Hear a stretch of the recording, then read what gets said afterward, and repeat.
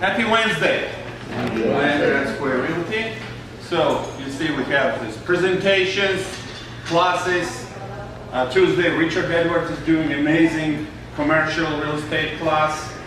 Wednesday I'm doing residential real estate class.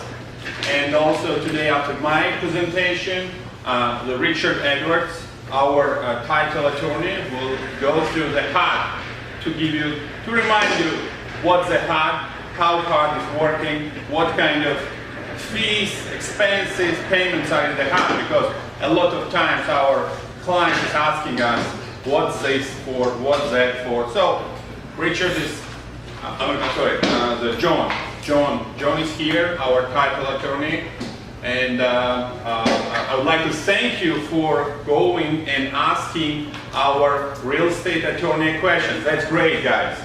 He tells me that you're going, asking simple questions, asking complicated questions, even though you are not his client for this particular transaction. He's always welcome to help you and assist you. And that's great, that's amazing, because we have here an amazing team of lawyers who is supporting and helping our transactions. You know, and that's really great value, really great value.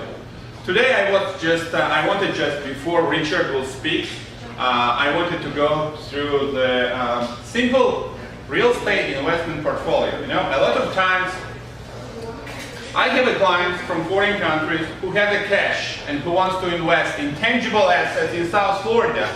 So why tangible assets in South Florida is attractive for foreign investors?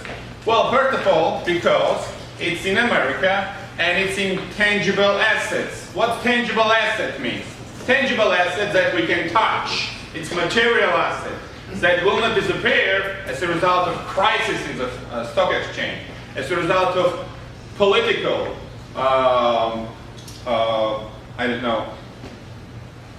environmental crisis, you know, different changes in the world, wars, the economy, etc. Because all these issues are reflected on the stock markets, bonds, stocks, securities, hedge funds. They're reflecting even slightly change in the stock market, you know. For example, Donald Trump said something, stock market changed. Or some war happened in some other countries, stock market changed. So it's a lot of risks, guys. It's a lot of risks, and of course, all you remember 2007, 2008, the financial crisis in the United States of America, right? So this financial crisis was as a result of the bubble in the real estate, right? So as a result, the stock market was just destroyed. What happened with the investment of your investors? They disappeared. Now, what's the comparison? Comparison is the tangible assets. And when you're selling, you need to make sure that your clients understand that you have a goal. Why goal? Because it's America.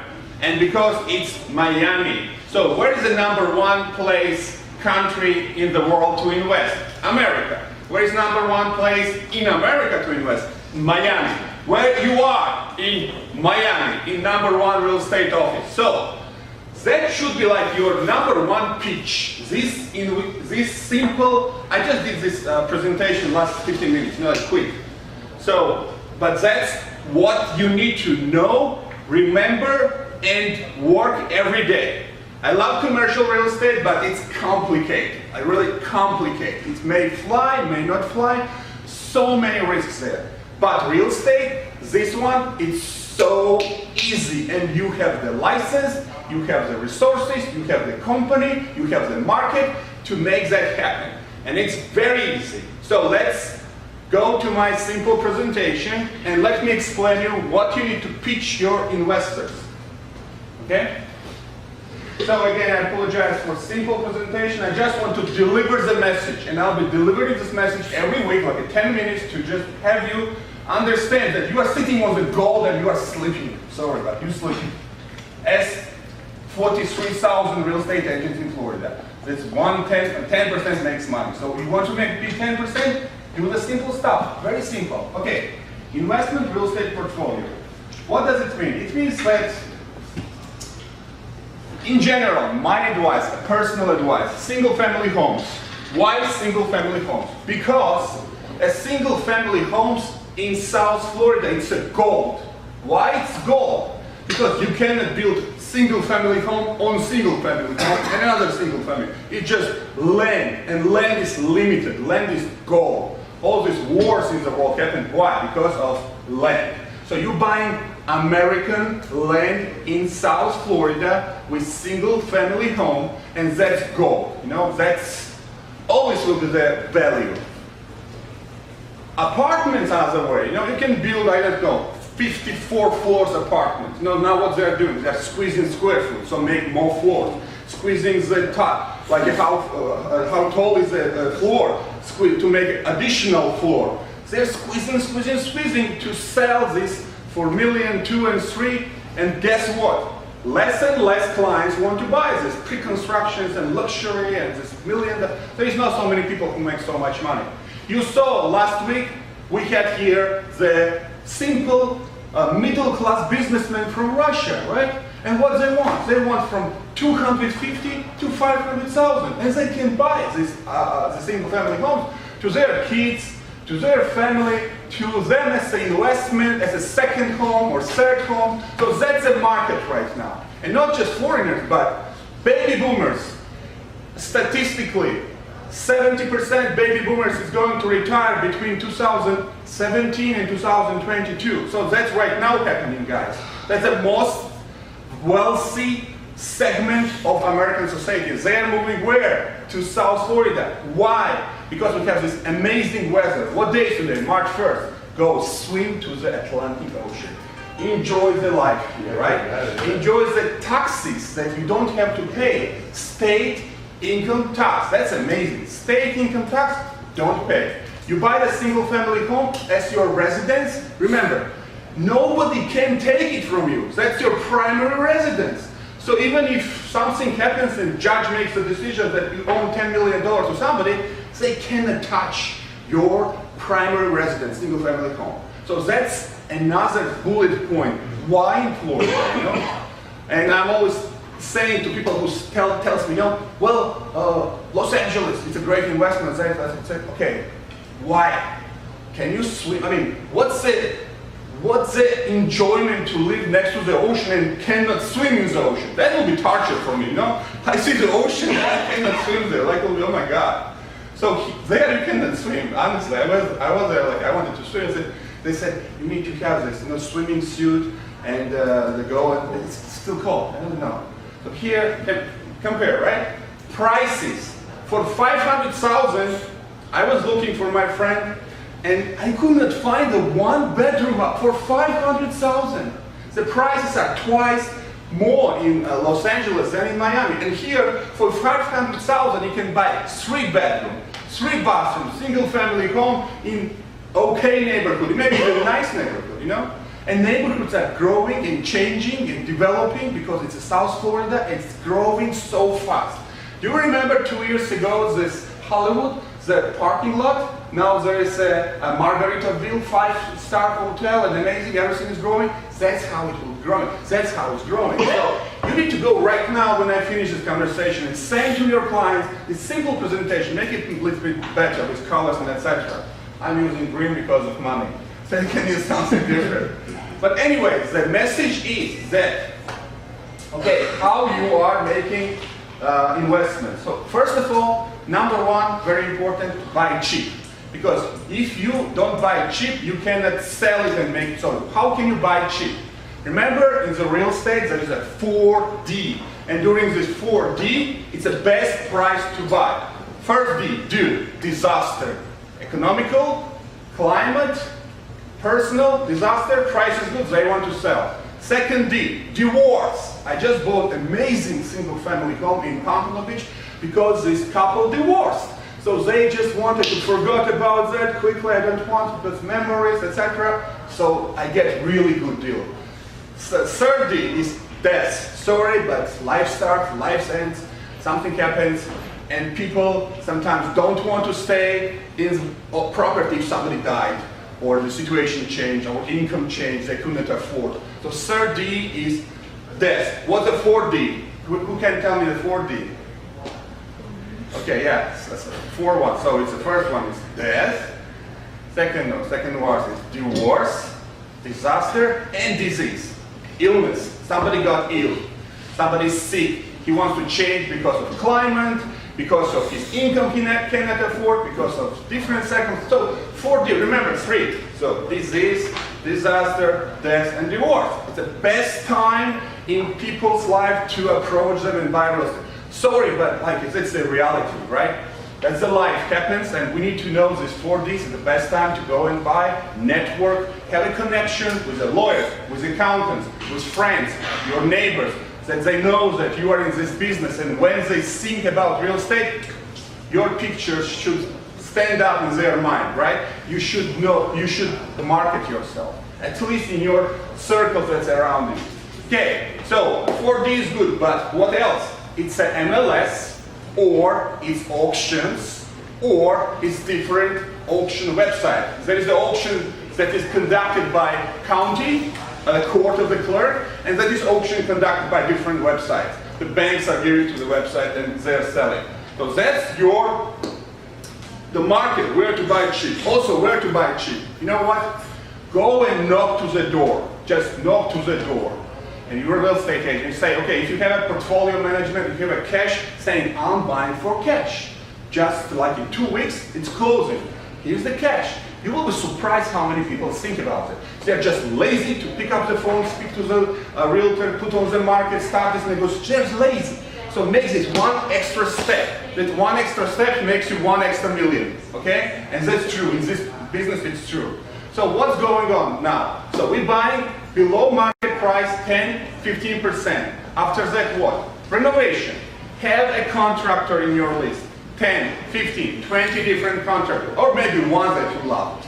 I specially created my company, R2 Development, in order to avoid this headache with independent contractors, you know, because they're lying, they are cheating, they are etc., etc. But there is good contractors, so you need to find out. For example, our R2 Development, they're doing a great job right now. So you have a contractor, and let's say you spend 50,000 for renovation, right? So let's say that's simple formula. Let's say you have a $2 million investment funds that your partner is giving to you. Never gives to you the guy, the fund. The investor always opens the LLC, the company that will be the owner of this property. Company opens the account to the bank. Company is owned by your investor. You are just an agent who is making transactions. So, company has $2 million in the bank, and you want to buy the property. You are buying property, MLS, from contact, whatever. You have a good. So after that, maybe it needs renovation, maybe not. But in general, if you're buying cheap, that means that there is a room for improvement. So you're putting there, let's say, 50,000, changing floors, changing windows, changing roof, painting, you know, making it nice, maybe changing bathroom, something. Make it livable. You know, when you go, ask your question.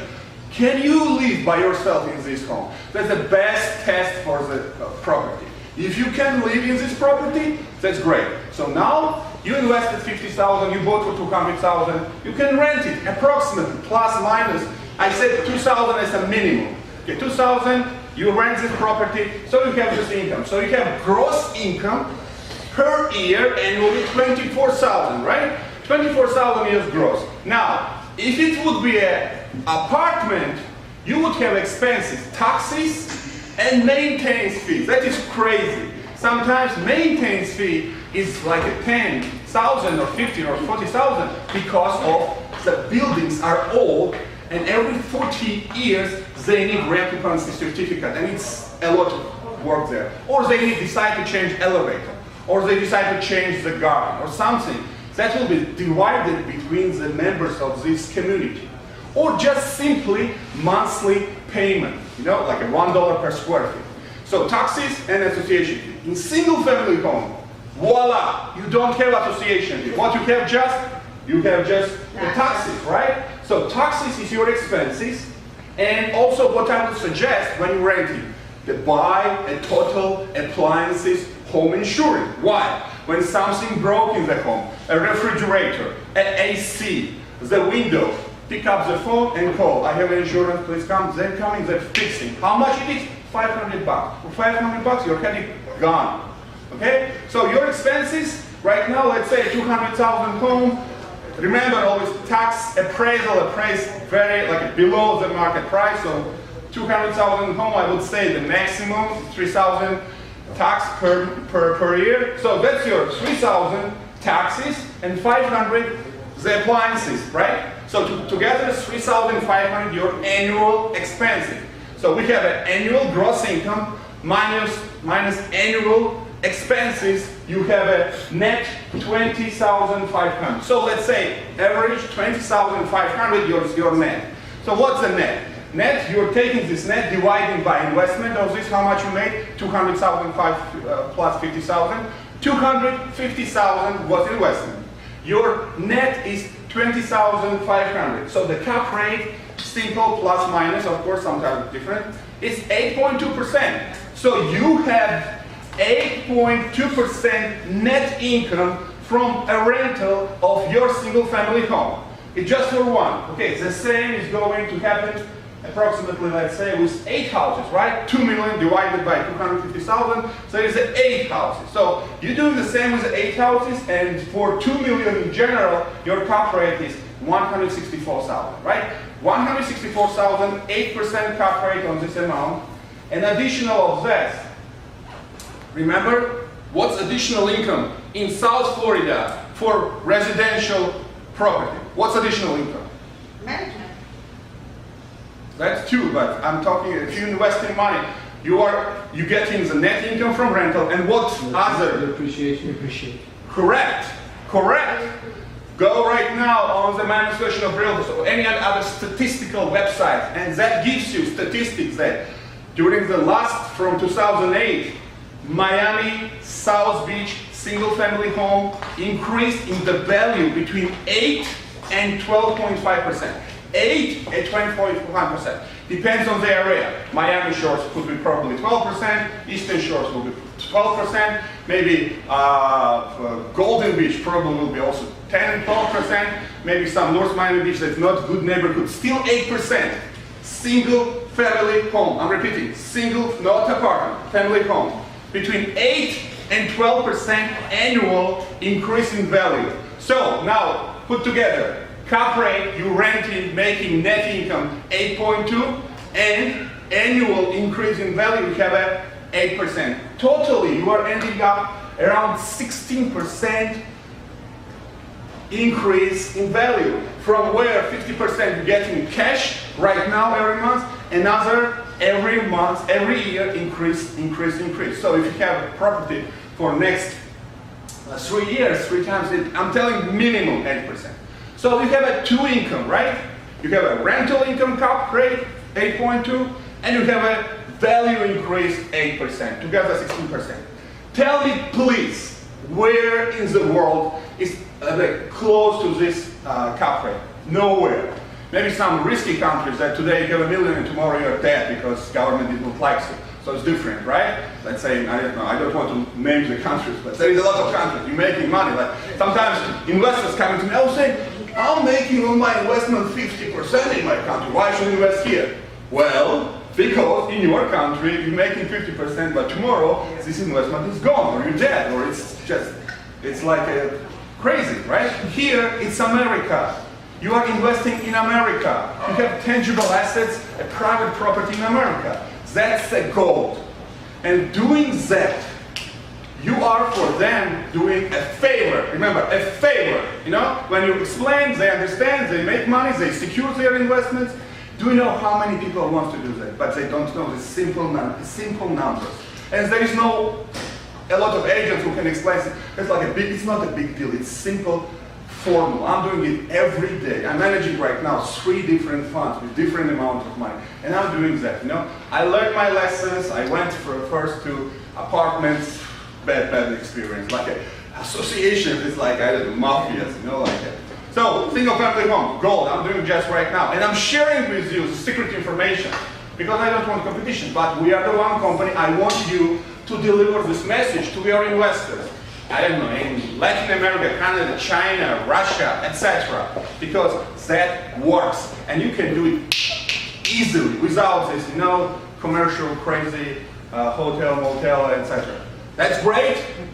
Develop yourself in this direction. Have the knowledge, maybe something will pop up. But that's your bread. Like tomorrow you need to eat, pay the bills.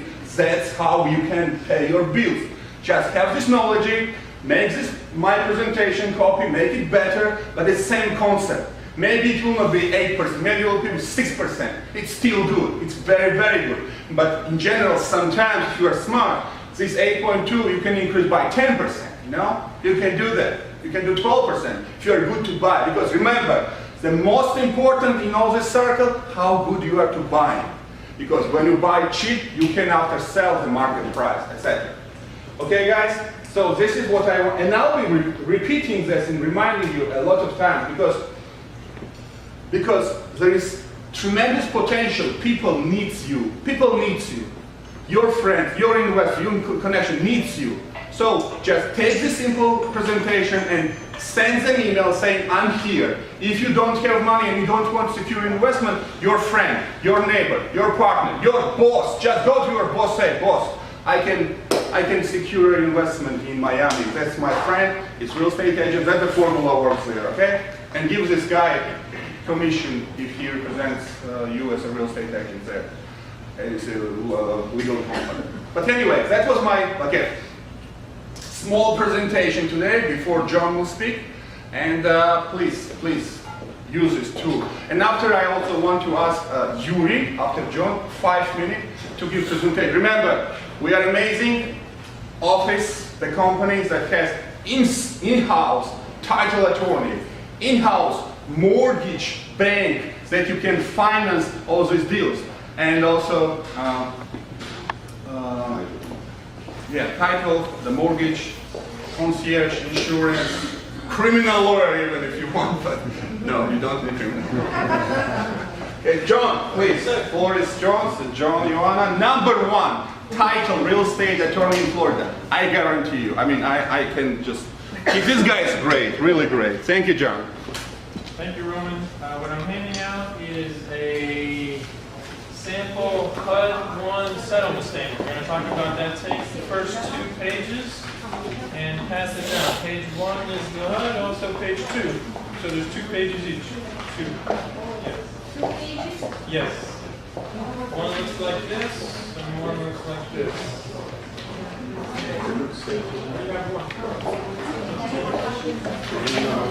Alright, you can just say. No, you can say. 2 pages each, take 2, pass it down, page 1, page 2.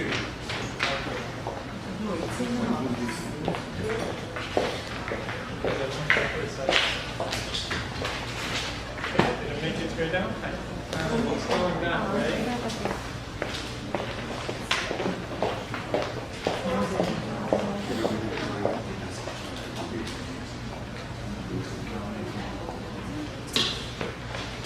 Okay, so this is the HUD-1 settlement statement for cash purchases. So we're going to go through each line. If you have any questions, please feel free to let me know. Obviously, on paragraph D, we put the buyer's name. E is the seller's name, obviously. F is going to be blank because this is not used for loans. Yuri can talk about that, but there's a different disclosure for loans. On the HUD settlement statement, there's a closing disclosure. There's also a master settlement statement, which is different than this. If you want, maybe next time we can talk about that as well. Property location will be in paragraph G. H is us, location is here, and then the settlement date goes on paragraph I. So for this example, we have March 15th. So, first line, line 101. The left side of this page is for the buyer. And when you represent the buyer, you're going to look on the left side. The right side, obviously, are the charges and fees for the seller. So line 101 is the purchase price. Line 401 is the sale price. So it's the same thing. Line 103 are the settlement charges. This comes from page 2. So if you want to jump over to page 2 real quick, you'll see on line 101 it says the summation of line 1400. So line 1400, and if you're looking on the buyer's side, the buyer is the left-hand column, the seller is the right-hand column. So at the top is where your guys' commissions are going to be. For $250,000 sale price, 6% commission on line 700 is $15,000. So obviously that gets split between the two realtors, 3% and 3%. Your names would go on line 701 and 702, depending on who you represent. Excuse me, can you smaller? Yes, Okay. It's easy for me, but it's new for you guys. Okay. So, all right, so we're on page 2. These are, as you'll see on the top, these are all the settlement charges. You'll see where it says I. Settlement charges are on the top. So this page has all the closing fees for closing. So the first settlement charge or closing fee are the real estate commissions. Now on the right side, the seller pays the 6%. So line 703 has a commission of 6% off of a $250,000 sale. Miami Risker Realty has a broker processing fee. So if you represent the buyer, that fee will go on line 704. If you represent the seller, that fee will also go on 704, but on the right side. Okay. There's no loan for this, so 800s are blank, 900s are blank, and 1000s are blank. They used to be here, but there's a new closing disclosure, so it's a different form. So for cash deals, these are left blank. Title charges, this is line 1100. These are the title fees that a title company charges to do the closing. Line 1101 is the first fee. Line 1102, 1103, and 1104. Remember last time we talked about the who pays for what on the contract? This is when paragraph 9C III is checked, the Miami-Dade Broward provision. This has the seller paying for the title search, the lien search, and the estoppel. The title search is conducted by the title company. We do a search of the public records to find out if there are any issues recorded in the public records, and also to find out that the seller is the actual seller and they have the right to sell. If there are any mortgages, we make sure we put those on the HUD. That's going to go back on page 1. And anything else in the public records, this is what the search reveals. The next search is the lien search. This is line 1103. The lien search, we contact with the company that researches the property in the city records to find out if there's any liens or violations or things like that, permit issues. This is what this lien search reveals. This is the responsibility of the seller to pay because the seller is providing clear title to the buyer. Next is the estoppel fee. What an estoppel fee is it's a letter from the condominium or homeowners association that tells the title company and the buyer how much is owed to the association from the seller. Sometimes it's 0, sometimes it can be significant. So this is what the association charges us to request that document. So that is reimbursed by the seller at time of closing. That's the association estoppel fee. It starts with an ES, T-O-P-P-E-L. Some people think it's just a estoppel fee. No, it's an estoppel. It's a legal term that means they're estopped from claiming any other additional fees after closing. And if they say, oh, well, actually, no, they owe this amount, we're going to say, no, we sent you an estoppel letter that says this is what is owed to you, this is the amount you're going to get. You're stopped from claiming any other additional fees owed to you. Next, if the seller has an attorney, line 1107 would be where the seller's attorney would put their fees for reviewing seller documents, for preparing seller documents, and things like that. 907? 1107. Yes. John, if you would prepare the docs for the seller, would it be the same, more or less? Yeah, approximately that amount, depending on the purchase price, because that increases our risk, but yes. In this example? Yes. And we do that as a courtesy to you guys as well. just to make sure that your seller is being represented by their own attorney. If they want one, we can do that. Estoppel has to do with the tenants. Does that nothing to do with the tenants? There is a tenant estoppel. Okay. There's a separate document. If there is a tenant, the tenant signs a document that says, okay, we paid the landlord this amount for a security deposit. We paid them this amount for last month's rent. The tenant has to sign it, and the landlord has to sign it. So then, that'll actually get back to page 1, where we transfer the rents and security deposits on line 213. But there is a tenant estoppel. So what happens if the tenant says after closing, actually I gave $5,000 as a security deposit? You're going to say, no, you signed something at closing that said, no, you only gave the landlord $2,000 deposit, and that's how much we're going to give you when you So leave. they use that if they were to keep the tenants in the property. That way they transfer it. We here transfer the deposit to the new landlord. Correct. Continue to Right, if the receive tenant the is rent. staying, then yes, we need a tenant estoppel to prevent the tenant from claiming any additional fees over So the would there be two estoppels, association estoppel and the tenant estoppel? Correct. With But two the tenant- separate documents? Yes, two separate documents, but there is not a fee to get the tenant estoppel. If you represent a landlord and there is a tenant, you have to get that document signed by the tenant. But the title company prepares it. And there's no fees for the tenant, only for the association? Correct. And if you have a buyer buying a property with a tenant, they have to honor the lease that's currently in effect. You can't buy the property and say, oh, tenant, you have 30 days to get out. No, you have to honor the lease because you're stepping into the shoes of the previous owner. After the lease is over, of course, you can give notice and you can take out the tenant if you want, or you can renegotiate a lease with them as well. Okay, so then we get to line 1108. This is the title insurance fee. This is the same throughout the state of Florida. It's a promulgated rate given to us by the Department of Insurance. It is dependent on the purchase price. So as the purchase price goes up, the title insurance goes up. Purchase price goes down, title insurance goes down. This is the same fee that all title insurance companies charge. Next, line 1112, shipping courier wire fee. We'll see that on different occasions. Next, 1201, this is the government recording fee. The buyer is responsible to pay the recording fee of the deed, which is $10 for the first page, $8.50 for each additional page. What we have here is 3 pages, because sometimes there's a condo approval attached.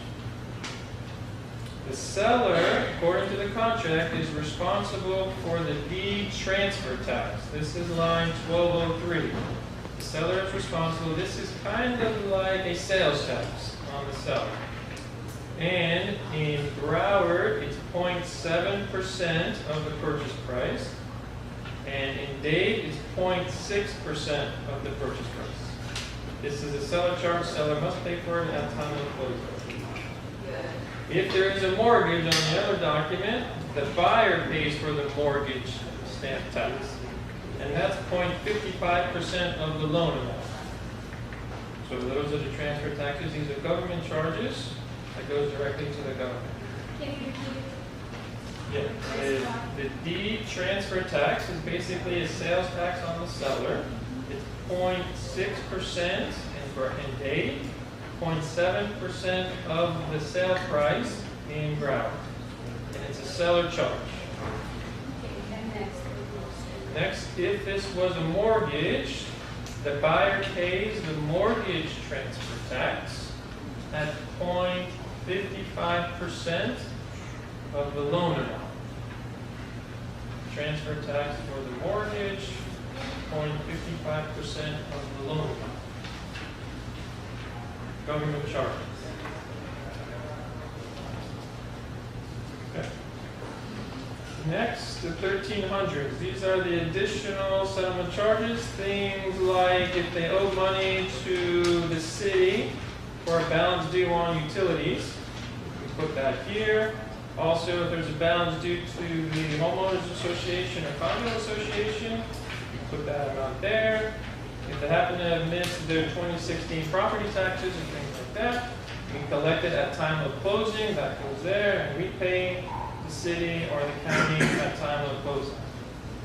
So all of those add up to line 1,400, which is the 2,750 for the buyer, and 19,004 and change to the seller. And those numbers go directly back to page 2.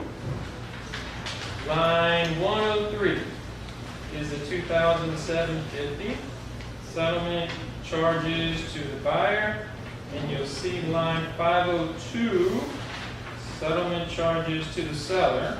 That's the 19,000 and change. 504. Sorry, that's it. 502. No, yeah, 502. 502 is the settlement charges for the seller. Comes from page 2.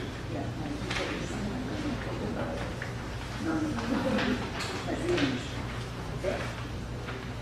So back to the top left of the buyer's transaction. So okay, the contract price is $250. Then the settlement charges is 2,000 and change. Then we get to line 109. So we're closing March 15th. The seller has paid the association all of March. So what's happening here is what I did, let's say the condo association assessments are $200 a month. So the buyer has to give the seller $100 for the other half of March. Because all of March is paid by the seller, they probably paid it on March 1st. So what the buyer is doing is paying for the rest of the condo assessments or homeowner assessments for the rest of the month. Okay, we get that? So the total cost to purchase a property is going to be line 120 for the buyer. This is how much it costs. Line 420 is how much the seller is getting for the sale. So you get the 250 plus the extra 100. Now we go back to line 201. If they gave the deposit money, that amount goes there. So now we're in the minuses for the buyer. The top were the pluses. This is how much it's going to cost. Now we're doing minuses in the box below. So it's 252 minus 5,000 for the deposit. Now line 211 is the reverse of line 109. 109, the buyer was giving money to the seller. Line 211, the seller is giving money to the buyer because property taxes in Florida are paid in arrears, which means they're due at the end of the year. So 2017 taxes are not due until November 1st, 2017. So what the seller is doing is saying, okay, I'm going to pay you from January 1st of this year to the closing date of March 15th. And then when the buyer gets the tax bill at the end of the year, in November, the buyer pays the whole tax bill. Okay? So it's a minus to the seller and a plus to the buyer. Any questions about property taxes? Okay. Next, as Ariel was talking about, 213, transfer of rent, let's say that's last month's rent, and security deposit. If there is a tenant and the landlord is holding money, this is where the landlord transfers and the owner transfers this amount to the buyer. Because then when the tenant finally moves out, they're going to ask for the security deposit, so we want to make sure that the buyer has it to give back.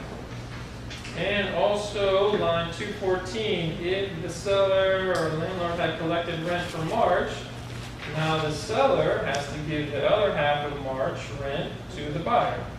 Because now the buyer has ownership of the property. So I did that at $1,500 a month rent, so now the seller is giving the buyer half of that, which is $750 at time of closing. Any questions on tenants? Okay. So the total of the 200s is on 220. Those are the total fees, credits to the buyer. So what you do is you subtract 220 from 120, and you get line 303. This is the amount the buyer has to send to the title company by wire transfer either the day of or the day before closing. And that's the amount of the wire. Let's jump over to the right side on the seller. So then we are at the 500s. Settlement charges we talked about. If there is a mortgage, that amount will be put on line 504 to pay off the whole mortgage because the buyer is going to be taking title free and clear. So we're paying off the mortgage on line 504. We talked about taxes, 511, the seller is paying for the first 3 months of taxes, and also transferring deposit and rent, and also March rent. And so 520 minus line 420 equals the amount the seller will get by wire at the day of closing. This one says 50603, this is cash to seller at 128, 155. That's the cash we give. That's the cash the seller will get at time of closing, yes. The seller gets 603, the buyer has to give 303. All right, that's the settlement statement. Any questions on this? Okay, good job. If you have any individual questions, One more let me thing, know. all these things are recorded on our Facebook, so you could just go see it over and over. Because you know, you will be moving. Which of these fees can you negotiate for your client? Like, say I'm representing the buyer, said I want the seller to pay for these fees. Are there fees in there we can negotiate for a client? Or There all are those fees and on costs? who pays. The fees themselves, like the lien search and title search, those are pass-through charges, it goes to a separate company. But you can negotiate who pays them. And that's on the contract, paragraph 9C. If you want the seller to pay them, there's I to be checked. If you want the buyer to pay all these fees, there's double I to be checked. And then the provision of Miami County shares in both. The seller pays for the searches, and the buyer pays for the title. Can you explain me this mortgage transfer tax? This 55%? It's a tax the government, 0.55? 0.55% of the loan amount. It's the government charge what the government charges. 0.6% transfer tax on the fee for the seller, they, 0.7% in Broward for the seller. Okay, if no further questions? I have asked a different question. Okay, So sure. in this case, the buyer is buying the apartment with the tenant fee. And his mortgage will be a little bit higher, like the interest on the mortgage will be higher because he's buying it right away with the tenant. Because usually when you buy an apartment, they say the first year you can't rent it out. So this way your mortgage is. Perfect, transfer over to you. Finance Come department. on up. This is a finance question and you're the answer. They're good. No, very good. They got it. Thank you. Thank you. Hello. So, when you are buying a property with the tenant, there are some things to think about. If you buy a property as a primary residence, and that's the easiest way to buy, especially a condo, there is some issues here, because you buying a condo as a primary, but there is a tenant there. So we'll need to write some explanation letters to the lender saying that I'm still buying it as my primary, and there are 4 months till the tenant will leave, and I will get into that property. Now, sometimes bank will give you a hard time. It's like every bank treats it differently. Some bank will say, we are disallow the sale as a primary residence because you're not taking possession immediately after closing. Some banks will say, okay, we understand, happens, and it will go through. Mortgage is not going to change. Interest rate is exactly the same if you are buying it as a primary. Now, if you are buying it as a secondary, interest rate will go a little bit up. So let's say you live in Maryland and you buy here a property, okay? It doesn't matter if it's rented out or not, your interest rate will be a tiny bit higher than if you buy it as a primary. If you buy it as an investment property, and that I think what was the meaning of the question, yes, your interest rate will go higher. And I would like to talk just a half a minute about it and continue what Roman was saying in his part. When 2007, 2008 bubble happened, banks spent millions of dollars to research what exactly happened. Where did they lose more money?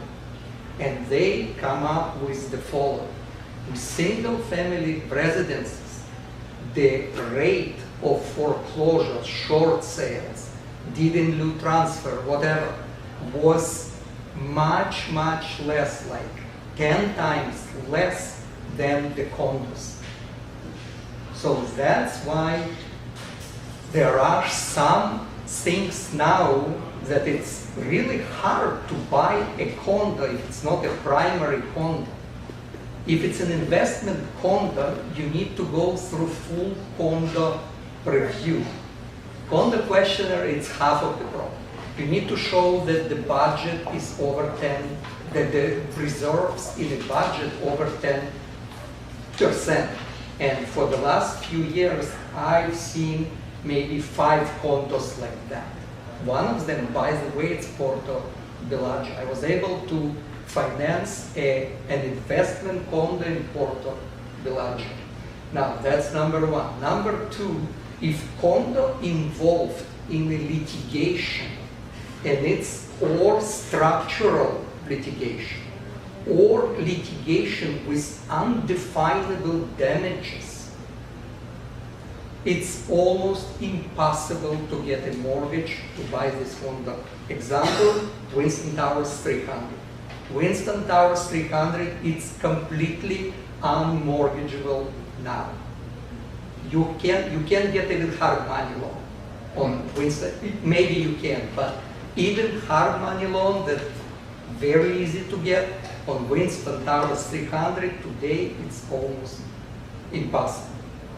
So with single family, you can get a mortgage with 3.5% down, very easy, no homeowner association, and that's all based on the fact 2008 bubble burst, banks realized single family, it's a good investment for the banks.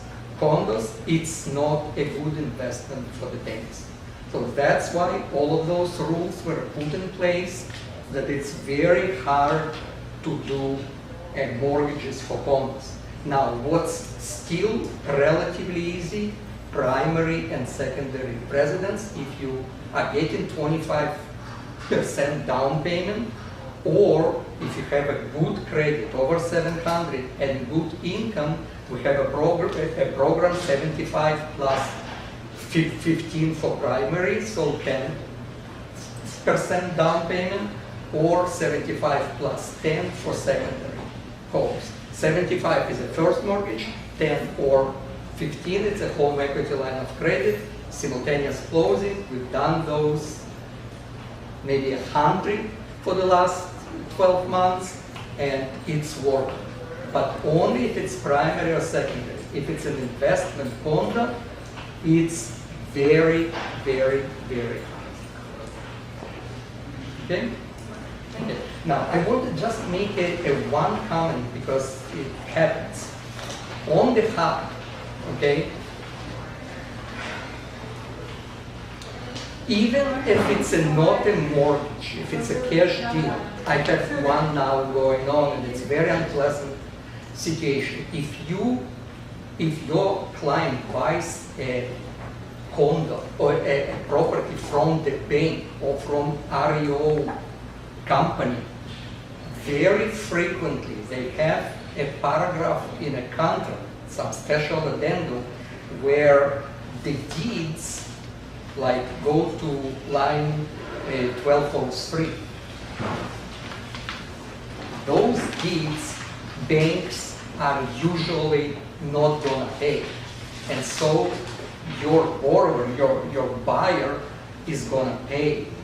And I have a situation now where the realtor didn't explain that to the client, and now the client needs to pay an additional about $3,000 on those deed stamps because they're buying it from the bank. They didn't read the contract carefully, and that's why I always said you need to read every addendum, everything there. Okay, and now the buyer will need to pay those $3,000. And I'm not saying she wouldn't buy it even if she would know about it, but now she's upset with realtor and with everybody in the world. Okay, so please remember, if your client buys it from the bank, very frequently, I've seen it many times, bank is not gonna pay those deed stamps. Okay, so any questions? Any questions about mortgages? Yuri has a 20-year experience in the mortgage business. Whatever you Very want to know, professional. please. Here in-house, now we have a Spanish-speaking MLO in order to support the Spanish-speaking clients. If they have a question, sometimes they need explanation in Spanish. So please introduce yourself. My name is Jose Blanchard. I'll be here with you. Feel free to ask me any question. I'll be ready to help you. Where are you from originally? Venezuela. Venezuela. So we have Venezuelan mortgage loan originator. And again, we're growing. We have in-house title, in-house mortgage, in-house commercial, residential, business brokerage, developing, construction, and even criminal law.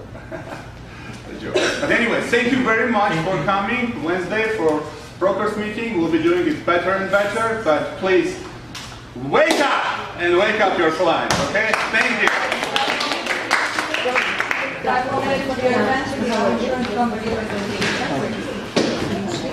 Thank you.